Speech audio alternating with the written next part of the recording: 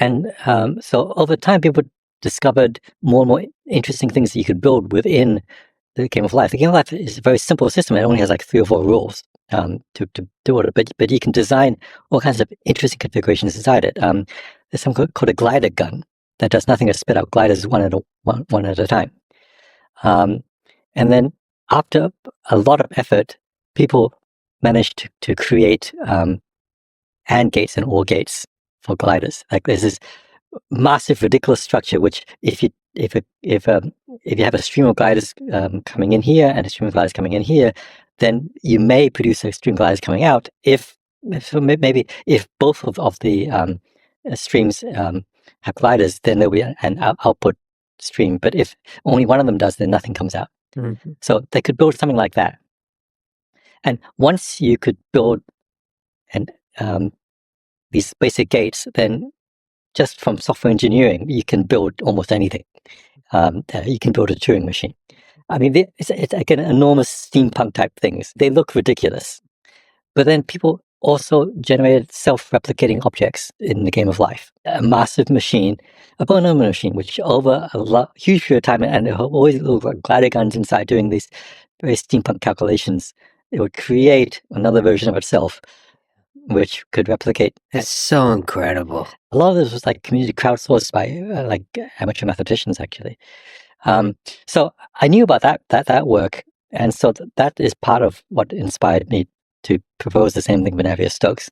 Which is a much, as I said, analog is much worse than digital. Like it's going to be, you can't just directly take the constructions in the game of life and plunk them in. But again, it shows it's possible.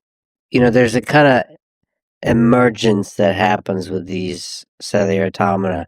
Local rules, mm-hmm. Maybe it's similar to fluids, I don't know, but local rules operating at scale can create these incredibly complex dynamic structures. Do you think any of that is amenable to mathematical analysis? Do we have the tools to say something profound about that?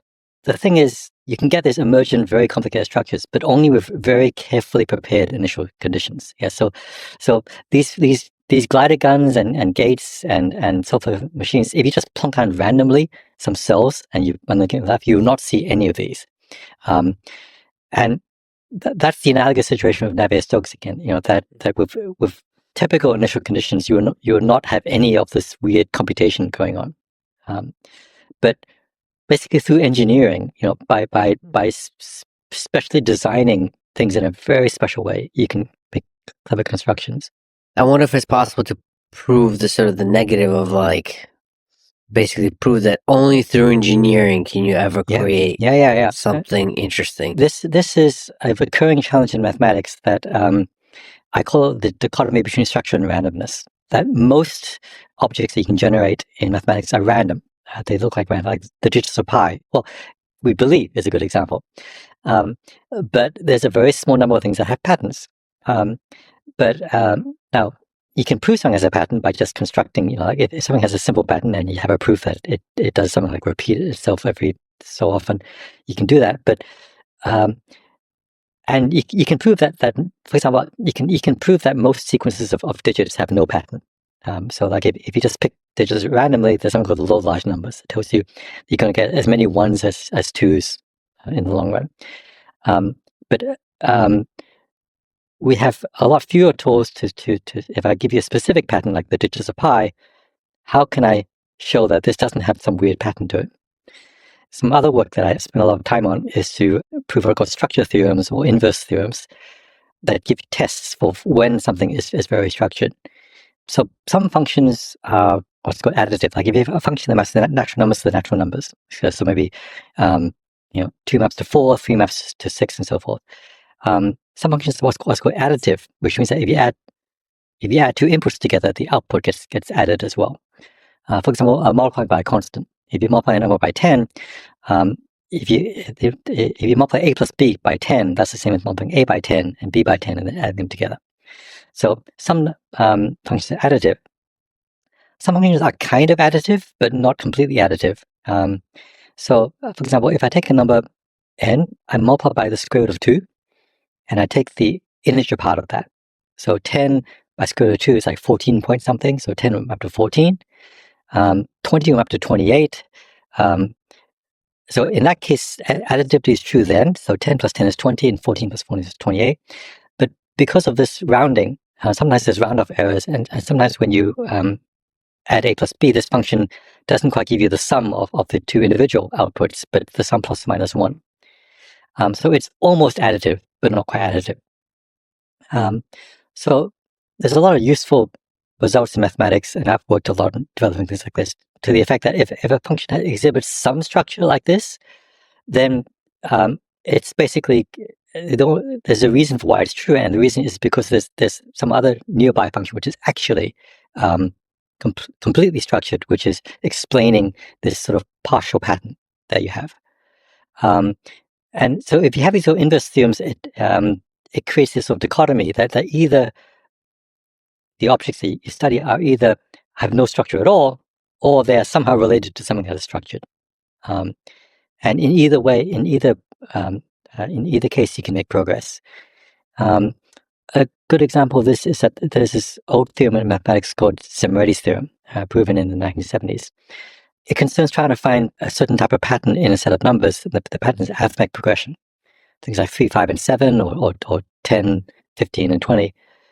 And Andre Zimmerdi proved that any set of numbers that is sufficiently big, what's called positive density, has arithmetic progressions in it of any length you wish. So, for example, the odd numbers have a set of density 1/2, and they contain arithmetic progressions of any length. So in that case, it's obvious because the odd numbers are really, really structured. I can just take 11, 13, 15, 17. I can easily find arithmetic progressions in that set. But Zimmer's theorem also applies to random sets. If I take the set of all numbers and I flip a coin, and for each number, and I only keep the numbers for which I got a heads. Okay, so I just flip coins. I just randomly take out half the numbers. I keep 1/2. So that's a set that has no patterns at all. But just from random fluctuations, you will still get a lot of arithmetic progressions in that set. Can you prove that there's arithmetic progressions of arbitrary length within a random? Yes. Have you heard of the infinite monkey theorem? Usually mathematicians give boring names to theorems, but occasionally they give colorful names. Yes. The popular version of the infinite monkey theorem is that if you have an infinite number of monkeys in a room with each with a typewriter, they type out text randomly. Almost surely one of them is going to generate the entire script of Hamlet or any other finite string of text. It will just take some time, quite a lot of time actually. But if you have an infinite number, then it happens. Basically, the theorem says that if you take an infinite string of digits or whatever, eventually any finite pattern you wish will emerge. It may take a long time, but it will eventually happen. In particular, arithmetic progressions of any length will eventually happen. Okay, but you need an extremely long random sequence for this to happen. I suppose that's intuitive. It's just infinity. Yeah, infinity absorbs a lot of sins. Yeah. How are we humans supposed to deal with infinity? Well, you can think of infinity as an abstraction of a finite number for which you do not have a bound for. So nothing in real life is truly infinite. But you can ask yourself questions like, what if I had as much money as I wanted? Or what if I could go as fast as I wanted? And a way in which mathematicians formalize that is mathematics has found a formalism to idealize, instead of something being extremely large or extremely small, to actually be exactly infinite or zero. And often the mathematics becomes a lot cleaner when you do that. I mean, in physics, we joke about assuming spherical cows. Like real-world problems have got all kinds of real-world effects, but you can idealize, send certain things to infinity, send certain things to zero. And the mathematics becomes a lot simpler to work with there. I wonder how often using infinity forces us to deviate from the physics of reality. Yeah, so there's a lot of pitfalls. So we spend a lot of time in undergraduate math classes teaching analysis, and analysis is often about how to take limits and whether So, for example, a plus b is always b plus a. So when you have a finite number of terms and you add them, you can swap them, and there's no problem. But when you have an infinite number of terms, there are these sort of shell games you can play, where you can have a series which converges to one value, but you rearrange it, and it suddenly converges to another value. And so you can make mistakes. You have to know what you're doing when you allow infinity. You have to introduce these epsilons and deltas, and there's a certain type of way of reasoning that helps you avoid mistakes. In more recent years, people have started taking results that are true in infinite limits and what's called finitizing them. So you know that something's true eventually, but you don't know when. Now give me a rate. Okay, so that if don't have an infinite number of monkeys, but a large finite number of monkeys, how long do I have to wait for Hamlet to come out? And that's a more quantitative question. And this is something that you can attack by purely finite methods, and you can use your finite intuition. And in this case, it turns out to be exponential in the length of the text that you're trying to generate. And so this is why you never see the monkeys create Hamlet. You can maybe see them create a 4-letter word, but nothing that big. And so I personally find once you finitize an infinite statement, it does become much more intuitive, and it's no longer so weird.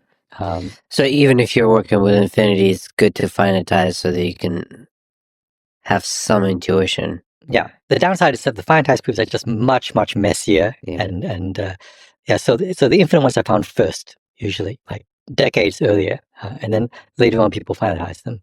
So since we mentioned a lot of math and a lot of physics, what do you use the difference between mathematics and physics as disciplines, as ways of understanding, of seeing the world? Maybe we can throw in engineering in there. You mentioned your wife is an engineer. Give it new perspective on circuits. Right. So this different way of looking at the world, given that you've done mathematical physics, so you've worn all the hats.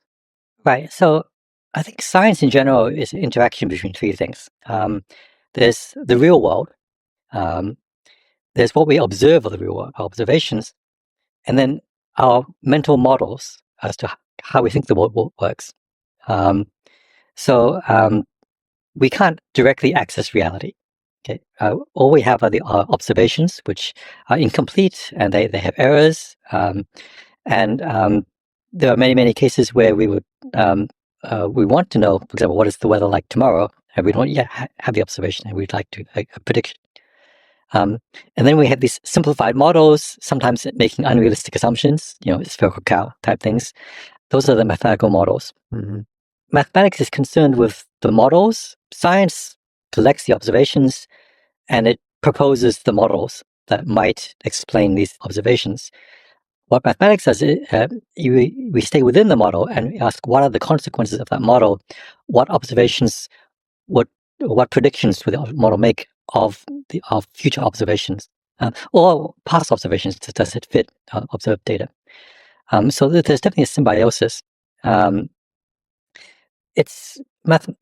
I guess mathematics is unusual among other disciplines. Is that we start from hypotheses, like the axioms of a model, and ask what conclusions come out from that model. In almost any other discipline, you start with the conclusions. I want to do this. I want to build a bridge.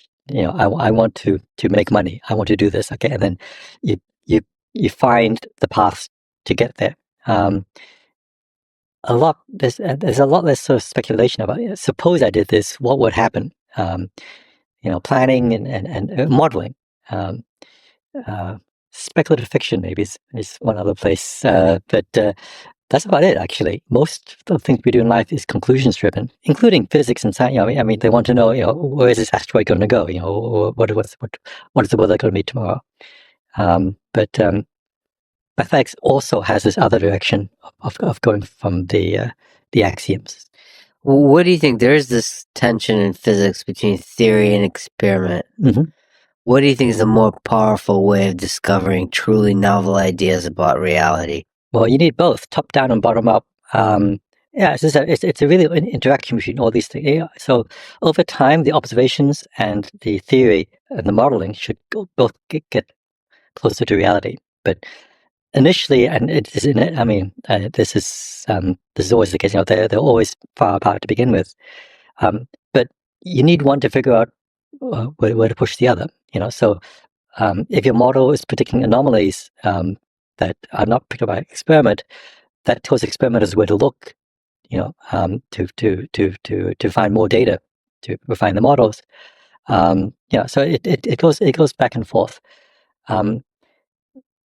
Within mathematics itself, there's also a theory and experimental component. It's just that until very recently, theory has dominated almost completely. Like 99% of mathematics is theoretical mathematics, and there's a very tiny amount of experimental mathematics. People do it. Like if they want to study prime numbers or whatever, they can just generate large data sets, and so once we had computers, we began to do it a little bit. Although even before, like Gauss, for example, he conjectured the most basic theorem in number theory, which is called the prime number theorem, which predicts how many primes there are, up to 1,000,000, up to 1,000,000,000,000. It's not an obvious question. And basically what he did was that he computed, mostly by himself, but also hired human computers, people whose professional job it was to do arithmetic, to compute the first 100,000 primes or something, and made tables and made a prediction. That's an early example of experimental mathematics. But until very recently, it was not. Theoretical mathematics was just much more successful. Because doing complicated mathematical computations was just not feasible until very recently. And even nowadays, even though we have powerful computers, only some mathematical things can be explored numerically. There's something called the combinatorial explosion. If you want to study, for example, Zermani's theorem, you want to study all possible subsets of the numbers 1 to 1,000. There's only 1,000 numbers. How bad could it be? It turns out the number of different subsets of 1 to 1,000 is 2 to the power 1,000, which is way bigger than any computer can enumerate. In fact, any computer ever will ever enumerate. So you have to be. There are certain math problems that very quickly become just intractable to attack by direct brute force computation. Chess is another famous example. The number of chess positions we can't get a computer to fully explore. But now we have AI. We have tools to explore this space, not with 100% guarantees of success, but with experiment. So like we can empirically solve chess now. For example, we have very, very good AIs that can. They don't explore every single position in the game tree, but they have found some very good approximation. And people are using actually these chess engines to do experimental chess. They're revisiting old chess theories about when you this type of opening, this is a good type of move, this is not, and they can use these chess engines to actually refine, in some cases overturn conventional wisdom about chess. And I do hope that that mathematics will have a larger experimental component in the future, perhaps powered by AI. We'll, of course, talk about that, but in the case of chess, and there's a similar thing in mathematics, I don't believe it's providing a kind of formal explanation of the different positions. No. It's just saying which position is better or not, that you can intuit as a human being. And then from that, we humans can construct a theory of the matter. You've mentioned the Plato's cave allegory. Mm-hmm. So, in case people don't know, it's where people are observing shadows of reality, not reality itself. And they believe what they're observing to be reality. Is that, in some sense, what mathematicians and maybe all humans are doing, is looking at shadows of reality? Is it possible for us to truly access reality? Well, there are these three ontological things. There's actual reality, there's our observations, and our models. And technically they are distinct, and I think they will always be distinct. Right. But they can get closer over time. So And the process of getting closer often means that you have to discard your initial intuitions. Like astronomy provides great examples. An initial model of the world is flat because it looks flat. And that it's big. And the rest of the universe, the sky is not. Like the sun, for example, looks really tiny. And so you start off with a model which is actually really far from reality. But it fits kind of the observations that you have. So things look good, but over time, as you make more and more observations, bring it closer to reality, the model gets dragged along with it. And so over time, we had to realize that the Earth was round, that it spins, it goes around the solar system goes around the galaxy, and so on and so forth. And the guy's part of the universe seems expanding. The expansion is self-expanding, accelerating. And in fact, very recently in this year or so, there's even the acceleration of the universe itself is there's evidence now that it's non-constant. And the explanation behind why that is, it's catching up. It's catching up. I mean, it's still the dark matter, dark energy, this kind of thing. Yes, we have a model that sort of explains that fits the data really well. It just has a few parameters that you have to specify. But so people say, "Oh, that's fudge factors." With enough fudge factors, you can explain anything. But the mathematical point with the model is that you want to have fewer parameters in your model than data points in your observational set. So if you have a model with 10 parameters that explains 10 observations, that is a completely useless model. It's what's called overfitted. But like if you have a model with 2 parameters and it explains a trillion observations, which is basically the dark matter model, I think it has like 14 parameters, and it explains petabytes of data that the astronomers have. You can think of a theory, one way to think about a physical mathematical theory. It's a compression of the universe, and a data compression. So you have these petabytes of observations.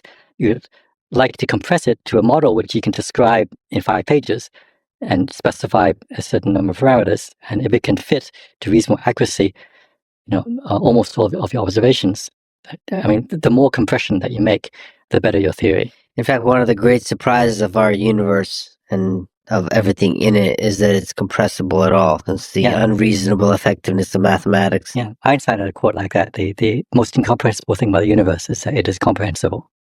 Right, and not just comprehensibly. You can do an equation like E equals mc squared. There is actually some mathematical possible explanation for that. So there's this phenomenon in mathematics called universality. So many complex systems at the macro scale are coming out of lots of tiny interactions at the macro scale.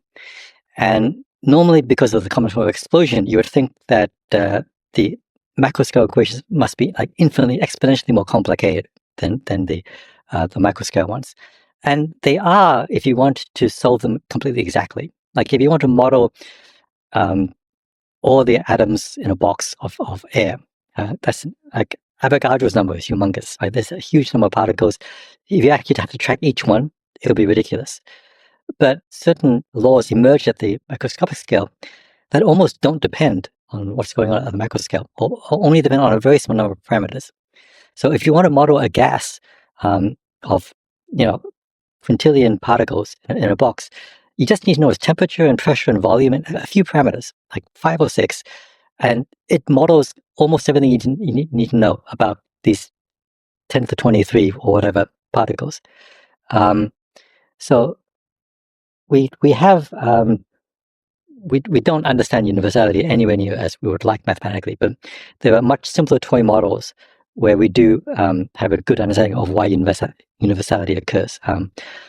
Most basic one is the central limit theorem that explains why the bell curve shows up everywhere in nature, that so many things are distributed by what's called a Gaussian distribution, famous bell curve. There's now even a meme with this curve. And even the meme applies broadly. There's a universality to the meme. Yes, you can go meta if you like. But there are many, many processes. For example, you can take lots of independent random variables and average them together in various ways. You take a simple average or more complicated average, and we can prove in various cases that these bell curves, these Gaussians, emerge. And it is a satisfying explanation. Sometimes they don't. So if you have many different inputs and they're all correlated in some systemic way, then you can get something very far from a bell curve show up. And this is also important to know when the central limit fails. So universality is not a 100% reliable thing to rely on. The global financial crisis was a famous example of this. People thought that mortgage defaults had this sort of Gaussian type behavior that if you have a population of 100,000 Americans with mortgages, ask what proportion of them will default on their mortgages. If everything was decorrelated, it would be an asset bell curve, and like you can manage risk with options and derivatives and so forth, and it is a very beautiful theory. But if there are systemic shocks in the economy that can push everybody to default at the same time, that's very non-Gaussian behavior. And this wasn't fully accounted for in 2008. Now I think there's some more awareness. This is a systemic risk is actually a much bigger issue. And just because the model is pretty and nice, it may not match reality. So the mathematics of working out what models do is really important. But also the science of validating when the models fit reality and when they don't. That you need both. But mathematics can help because it can, for example, these central limit theorems. It told you that if you have certain axioms like non-correlation, that if all the inputs were not correlated to each other, then you have this Gaussian behavior, so things are fine. It tells you where to look for weaknesses in the model. So if you have a mathematical understanding of the central limit theorem, and someone proposes to use these Gaussian copulas or whatever to model default risk, if you're mathematically trained, you would say, okay, but what if there's systemic correlation between all your inputs? And so then you can ask the economists, how much of a risk is that? And then you can go look for that. So there's always this synergy between science and mathematics. A little bit on the topic of universality. Mm-hmm. You're known and celebrated for working across an incredible breadth of mathematics, reminiscent of Hilbert a century ago. In fact, the great Fields Medal winning mathematician Tim Gowers has said that you are the closest thing we get to Hilbert. He's a colleague of yours. Oh yeah, good friend. But anyway, so you are known for this ability to go both deep and broad in mathematics. So you're the perfect person to ask. Do you think there are threads that connect all the disparate areas of mathematics? Is there a kind of deep underlying structure to all of mathematics? There's certainly a lot of connecting threads, and a lot of the progress of mathematics can be represented by stories of two fields of mathematics that were previously not connected and finding connections. An ancient example is geometry and number theory. So in the times of the ancient Greeks, these were considered different subjects. Mathematicians worked on both. Euclid worked both on geometry most famously, but also on numbers. But they were not really considered related. A little bit, like, you could say that this length was 5 times this length because you could take 5 copies of this length and so forth. But it wasn't until Descartes who really realized that who developed what we now call analytic geometry, that you can parameterize the plane, a geometric object, by 2 real numbers. Every point can be, and so geometric problems can be turned into problems about numbers. And today this feels almost trivial. Like there's no content to this. Like, of course, a plane is x and y, and because that's what we teach, and it's internalized.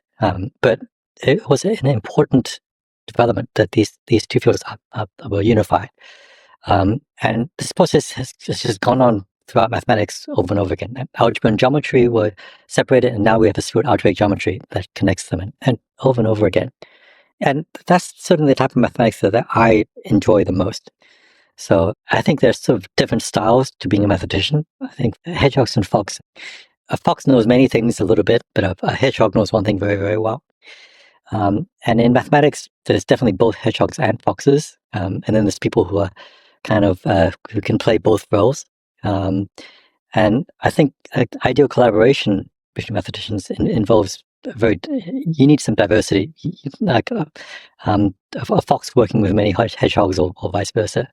So yeah, but I identify mostly as a fox. Certainly, I like arbitrage somehow. Learning how one field works, learning the tricks of that field, and then going to another field which people don't think is related, but I can adapt the tricks. So see the connections between the fields. Yeah. So there are other mathematicians who are far deeper than I am, like they're really hedgehogs. They know everything about one field, and they're much faster and more effective in that field. But I can give them these extra tools.